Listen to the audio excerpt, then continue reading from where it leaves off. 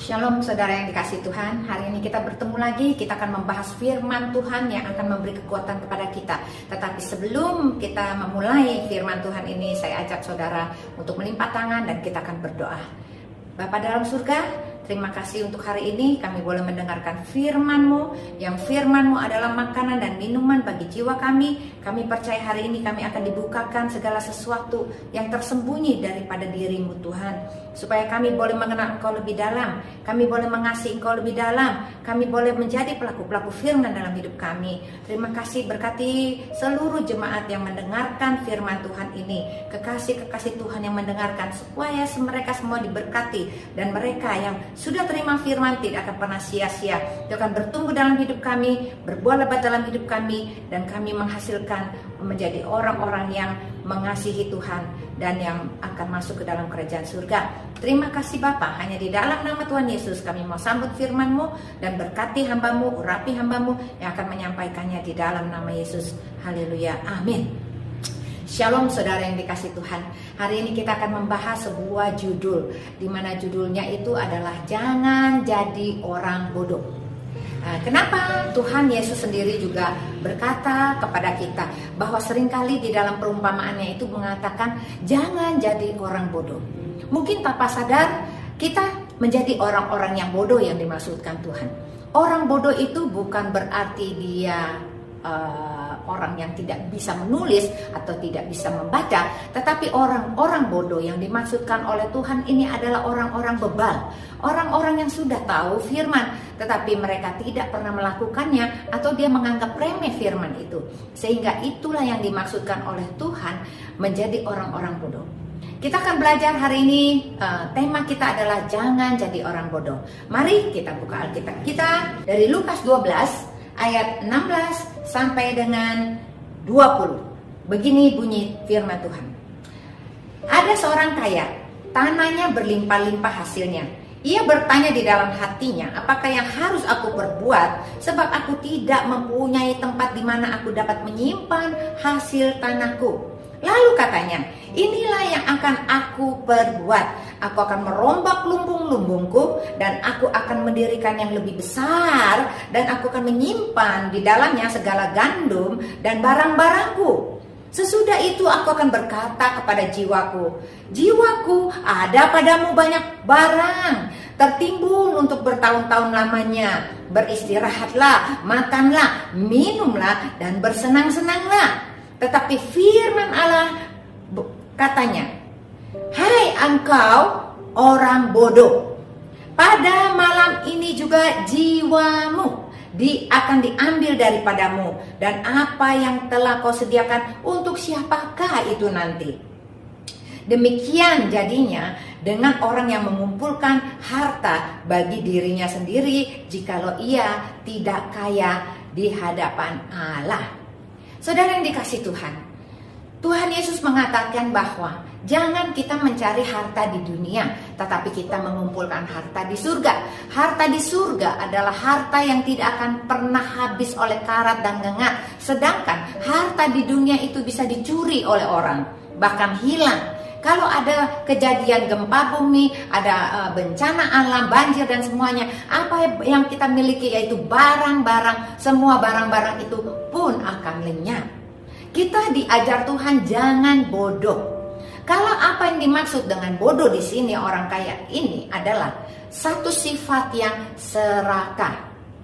Sifatnya sangat serakah karena dia itu mengumpulkan semua hartanya buat diri dia sendiri, dan dia tidak pernah ingin membagi buat orang lain. Itu hal sifatnya yang jelek. Yang pertama adalah serakah. Yang kedua adalah egois, hanya berpusat kepada dirinya sendiri, tidak memikirkan orang lain, tidak memikirkan keluarganya. Mungkin ada saudaranya yang susah, dia tidak mau pikirkan, semua hanya untuk dia. Itu yang dibuat, yang dikatakan oleh Tuhan Yesus adalah kebodohan. Padahal yang Tuhan maksud, jikalau engkau mengumpulkan harta di dunia tetapi engkau tidak kaya di mata Tuhan, engkau kekayaanmu adalah sia-sia. Oleh karena itu kita harus mengumpulkan harta kita di surga. Mulai banyak berbuat baik, membagi dengan murah hati, melakukan kebaikan buat tetangga kita, teman-teman kita, seluruh orang-orang yang ada, dan semua kita boleh menikmati bersama-sama. Bukankah itu hal yang baik yang Tuhan ingin engkau lakukan dan aku lakukan? Camkan ini, kebodohan yang pertama yang Tuhan maksudkan adalah jangan serakah, jangan berpusat kepada dirimu sendiri, jangan egois, jangan pernah berpikir ingin mengumpulkan bahwa engkau seolah-olah akan hidup 100 tahun lagi. Tuhan katakan, malam ini juga nyawamu akan diambil daripadamu. Karena kita tidak pernah tahu sampai kapan kita akan hidup, sampai kapan Tuhan akan berikan kita panjang umur. Oleh karena itu, kebodohan yang pertama ini kita harus hindarkan. Jangan seperti itu. Apalagi kebodohan kedua, kita belajar. Mari kita buka dari kisah tentang gadis-gadis bodoh dan gadis-gadis bijaksana. Kita buka dari Matius 25. Matius 25 ayatnya yang kedua dan ketiga. Kita akan baca bersama-sama. 5 diantaranya bodoh dan 5 bijaksana. Gadis-gadis bodoh itu membawa pelitanya, tetapi gadis-gadis bodoh itu membawa pelitanya tetapi tidak membawa minyak. Kita akan membahas 2 ayat yang sangat krusial di sini. Apa yang dimaksudkan dengan kebodohan gadis-gadis ini?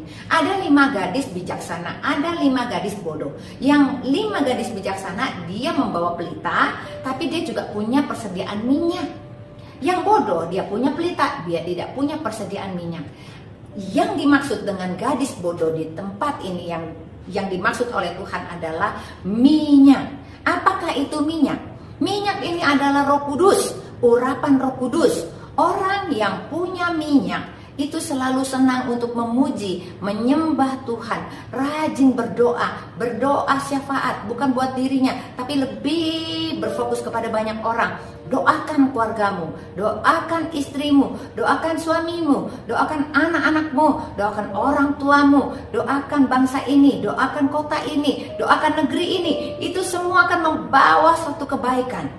Karena minyak yang Tuhan maksud di dalam gadis yang bijaksana ini adalah hubungan yang baik kita dengan Tuhan. Apakah engkau selama ini punya minyak di dalammu? Apakah selama ini justru engkau merasa diri hatimu ini kering? Engkau berdoa tapi seolah-olah rasanya jauh daripada Tuhan. Engkau berdoa tetapi rasanya engkau tidak pernah dijawab doanya. Engkau berdoa tetapi rasanya engkau bertemu dengan tembok. Dan doamu sudah bertahun-tahun tidak dijawab oleh Tuhan. Apa yang dimaksud? Supaya kita punya hubungan yang intim dengan Tuhan, kita harus merendahkan diri. Supaya bicara tentang gadis-gadis yang akan menyambut mempelai adalah bicara tentang gereja Tuhan. Bicara tentang engkau dan aku. Kita semua sudah terima Yesus. Pada saat kita terima Yesus, kita dibaptis, itu namanya kita punya pelita. Kita sudah punya pelita, tapi kita belum punya minyak. Apa yang dimaksud teman minyak? Kita harus diurapi dengan Roh Kudus. Kita harus minta kepada Bapa kita supaya kita diurapin Roh Kudus, supaya engkau dan aku kita sama-sama mempunyai satu minyak yang selalu membuat pelita kita akan menyala. Karena sebentar lagi mempelai kita akan datang. Saudara yang dikasih Tuhan, banyak yang kita semua terlena. Kita berpikir Tuhan Yesus nggak pernah datang. Udah lama. Dari 2000 tahun yang lalu, sejak Alkitab ditulis, dikatakan Tuhan segera datang. Lalu kita mulai berpikir ini udah tahun 2021. Tuhan Yesus masih belum datang juga. Jangan-jangan itu cuma tulisan. Jangan-jangan itu belum atau masih lama banget. Oleh karena itu, kita menyia-nyiakan kesempatan kita. Sama seperti gadis yang bodoh ini. Kita mulai bermalas-malasan. Mungkin engkau adalah seorang pengerja yang melayani Tuhan, tapi engkau tidak serius, engkau tidak sungguh-sungguh, engkau tidak hidup dalam kebenaran, engkau tidak mempunyai api di dalammu supaya engkau bisa bersaksi buat banyak orang. Karena pada saat engkau bersaksi kepada orang, itu pun adalah api, nyala pelitamu, minyakmu banyak. Oleh karena itu kita harus membeli minyak ini dari Tuhan. Kita harus banyak-banyak memuji, berdoa, memuliakan Dia. Itu menjadi minyak yang akan menjadikan kita selalu pelita hati kita ini menyala. Camkan, jangan sampai engkau tertinggal. pada saat kedatangan Tuhan Yesus kedua kali, jangan sampai engkau menyesal bahwa Tuhan melupakan engkau karena engkau hatimu gelap. Hatimu tidak ada cahaya, tidak ada cahaya kemuliaan. Hanya orang-orang yang bersinar yang akan diangkat ke surga.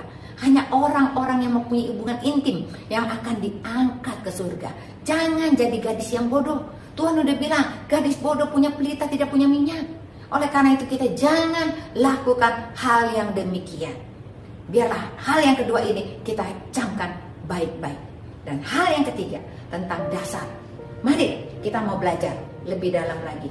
Apa yang dimaksud dengan dua macam dasar? Matius 7 ayat 24 sampai dengan 27.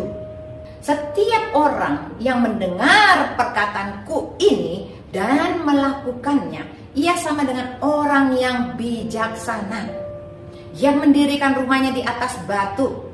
Kemudian turunlah hujan dan datanglah banjir. Lalu angin melanda rumah itu, tetapi rumah itu tidak rubuh, sebab didirikan di atas batu. Tetapi setiap orang yang mendengar perkataanku ini dan tidak melakukannya, ia sama dengan orang yang bodoh, yang mendirikan rumahnya di atas pasir. Kemudian turunlah hujan dan datanglah banjir. Lalu angin melanda rumah itu sehingga rubuhlah rumah itu dan hebatlah kerusakannya. Hal yang ketiga, kebodohan yang ketiga adalah jangan bangun imanmu di atas dasar pasir. Orang yang membangun iman di atas dasar pasir adalah orang yang tidak pernah melakukan firman Tuhan. Bukan pelaku firman, tetapi dia sering mendengar. Dia sering datang ke gereja, duduk di gereja, mungkin 1 hari 2 kali duduk di gereja, tetapi tidak menjadi pelaku firman. Karena gereja tidak akan menguduskan kita. Gereja tidak akan menyucikan kita. Yang akan menyucikan kita adalah hasil daripada jamahan Roh Kudus di dalam hati kita, di dalam hidupmu dan di dalam hidupku. Itu yang akan menjadi kekuatan. Yang Tuhan katakan, orang yang bijaksana itu membangun di atas dasar batu karang. Siapakah batu karang? Batu karang itu adalah Yesus Kristus sendiri. Yesus yang ada di dalam hati kita, itu adalah sumber kekuatan. Dia adalah batu karang. Pada saat badai menerpa, engkau tetap kuat. Pada saat engkau sakit, engkau tetap kuat. Pada saat engkau putus asa, engkau tetap kuat karena engkau ada harapan. Masih bisa Tuhan lakukan mujizat. Saudara dikasih Tuhan, kakak saya terkena penyakit 1 tahun yang lalu, yaitu di dadanya itu banyak bubble dan juga di otaknya juga ada bubble. Pada saat kita dengar berita itu Januari 2020, kakak saya dan keluarga kita semua sangat sedih. Kenapa? Karena pada saat saya dengar itu, dia juga merasa hidupnya tidak akan lama lagi. Hidupnya sangat-sangat pendek karena itu penyakit yang berbahaya. Semacam sejenis cancer di paru-paru. Lalu kemudian kakak saya menangis. Waktu itu saya ada di luar negeri, saya ada di Jepang saat itu. Saya telepon kakak saya. Saya bilang kepada kakak saya, jangan nangis, jangan sedih. Kita masih punya Tuhan Yesus yang luar biasa. Tuhan Yesus yang maha penuh kasih dan melakukan keajaiban hingga hari ini. Apakah engkau mau percaya? Kalau engkau mau percaya dan bangkit, saya akan berdoa buat kamu. Karena kakak saya itu udah nangis, udah putus asa. Dia semuanya bilang sudah kayaknya hidup ini cuma tinggal sebentar lagi dia akan pergi. Tetapi Tuhan yang ada di hati kita itu adalah batu karang. Memberikan pengharapan. Jangan goyah imanmu karena sakit penyakit ini. Dia kakak saya dikuatkan. Saya berdoa dengan dia. Saya berdoa dengan dia. Tuhan Yesus jamah dia sekarang. Sembuhkan dia. Tuhan sembuhkan di dalam nama Yesus. Aku percaya Tuhan masih akan berikan dia panjang umur. Apa yang terjadi saudara? Malam hari itu, waktu dia ada di Singapura, karena dia berobat di Singapura dan saya ada di Jepang, Tuhan hadir di dalam kamarnya. Terdengar suara angin dan cahaya yang masuk ke dalam kamar itu. Padahal kamar itu rapat, tidak ada jendela yang terbuka. Kakak saya merasakan kehadiran Tuhan malam hari itu juga. Dan dia seperti merasa ada suatu damai, sejahtera, sukacita yang Tuhan berikan, pengharapan baru yang Tuhan berikan. Itu yang terjadi. Sehingga kakak saya mulai bangkit kembali. Kemudian dia mulai lagi untuk visit dokter. Visit lagi dokter. Yang tadinya dia pikir dia sudah tidak punya harapan. Tetapi luar biasa Tuhan kita. Apa yang terjadi 1 tahun kemudian? Melalui obat-obatan, melalui vitamin-vitamin yang Tuhan berikan hikmat, yaitu madu, propolis, dan dandelion root, kakak saya itu semakin hari semakin kuat, semakin sehat. Rambutnya sempat rontok karena itu semacam obat yang diminum, semacam kemoterapi. Tetapi itu rambut mulai sekarang tumbuh, rambutnya lebat kembali, tetapi belum panjang, dan dia teruskan minum ini. Dan kakak saya itu merasa badannya makin hari makin sehat. Setelah interview dengan dokter yang ada di Malaysia, kakak saya ditanya apakah berat badannya turun. Lalu kakak saya berkata tidak, malah berat badan saya naik 2,5 kilo. Dan itu mustahil. Biasanya orang yang berpenyakit berat ini pasti turun berat badannya. Tapi ini adalah Tuhan kita, di atas segala Tuhan melakukan keajaiban. Sebab apa? Sebab engkau mempunyai batu karang yang teguh di dalam hatimu. Jangan pernah goyang, jangan pernah sedih. Walaupun saat ini keadaanmu tidak baik, keluargamu juga tidak baik. Mungkin engkau belum harmonis dengan keluargamu. Mungkin engkau belum harmonis dengan anak-anakmu. Mungkin engkau belum harmonis dengan ipar-iparmu atau dengan mertuamu. Jangan pernah menyerah. Karena Tuhan berjanji kepada kita, jikalau kita tetap setia dalam perkara-perkara kecil, maka Ia akan memberikan perkara besar dalam hidup kita. Janji Tuhan untuk selalu menolong kita itu iya dan amin. Tuhan tidak akan pernah berbohong kepada kita. Oleh karena itu yakinlah dan percayalah, ada harapan dalam hidupmu. Jangan kita jadi orang bodoh yang menaruh harapan kita di atas pasir, sehingga hidup itu pada saat engkau dilanda oleh badai, percobaan, engkau jatuh dan engkau putus asa. Bahkan ada yang bunuh diri. Oleh karena itu, baiklah kita bangkit sama-sama. Kita percaya pegang firman Tuhan. Dan jangan jadi orang bodoh. Orang bodoh yang pertama adalah orang bodoh yang serakah, yang egois kepada dirinya sendiri, yang pelit, yang tidak pernah membagi. Tetapi jadilah kita orang yang mencari kerajaan Allah terlebih dahulu. Maka semuanya itu akan ditambahkan buat kita. Dan yang kedua adalah jangan jadi gadis yang bodoh. Gadis yang bodoh punya pelita, tidak punya minyak. Gadis yang bijaksana melakukan kehendak Tuhan. Dia intimasi, mengenal Tuhan dengan baik.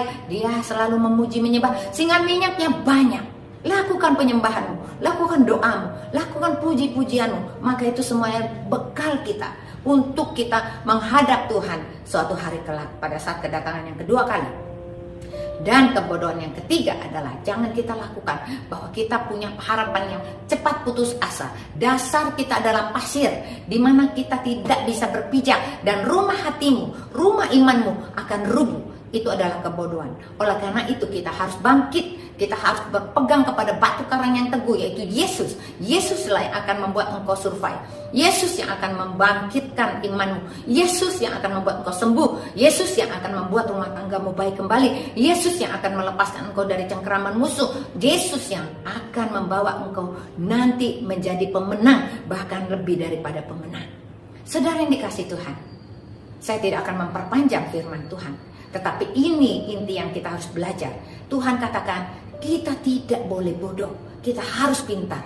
Sebaliknya kita harus cerdas, kita harus rajin membaca firman Tuhan. Jangan kita lalai, jangan kita malas. Karena gadis bodoh ini mungkin juga adalah orang yang tidak pernah baca Alkitab, tidak pernah menjadi orang yang sungguh-sungguh mencari wajah Tuhan. Jangan lakukan itu, saudara yang dikasihi Tuhan. Oleh karena itu, saya akan tutup firman Tuhan ini dengan kita akan berdoa. Mari kita berdoa. Tuhan Yesus yang baik, terima kasih untuk firman-Mu. Ya dan amin, bahwa kami tidak boleh jadi orang yang bodoh. Kami tidak boleh menjadi orang kaya yang bodoh, yang serakah, yang egois, yang hanya memikirkan diri sendiri. Tapi biarlah kami boleh menjadi orang yang murah hati. Kami memperhatikan orang-orang lain yang lebih susah daripada kami. Berfokus bukan pada diri sendiri, tetapi berfokus kepada orang lain.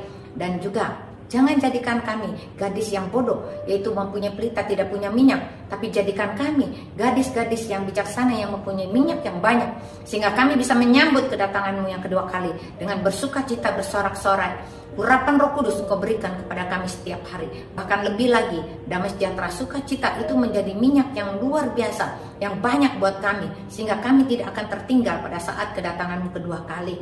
Biarlah hidup kami intim dengan Engkau, hidup kami penuh dengan kebenaran, hidup kami adalah orang-orang yang sungguh-sungguh mencari wajah Tuhan saja. Dan Tuhan, kami juga ingin mempunyai dasar hidup kami, yaitu menjadi pelaku firman, bukan hanya menjadi orang yang mendengar firman tetapi tidak melakukannya. Kami menaruh iman kami hanya di atas pasir, karena kami adalah orang yang pasif. Kami bukan menjadi pelaku firman, tapi kami mengeksekusikan iman kami dengan sungguh-sungguh percaya bahwa Engkau adalah batu karang kami, pengharapan kami, dan Engkau adalah yang membuat mujizat dalam hidup kami. Engkau yang memperbaiki hidup kami, dan kami percaya Tuhan bahwa kami akan memberi dampak bagi orang lain dalam hidup kami jikalau kami menjadi orang-orang yang bijaksana. Terima kasih Bapa untuk firman-Mu, meteraikan firman-Mu dalam hati kami. Jamah kami semua menjadi pelaku-pelaku firman yang seperti yang Tuhan kehendaki. Terima kasih untuk firman-Mu. Hanya di dalam nama Tuhan Yesus kita semua yang sudah diberkati katakan amin. Tuhan Yesus memberkati.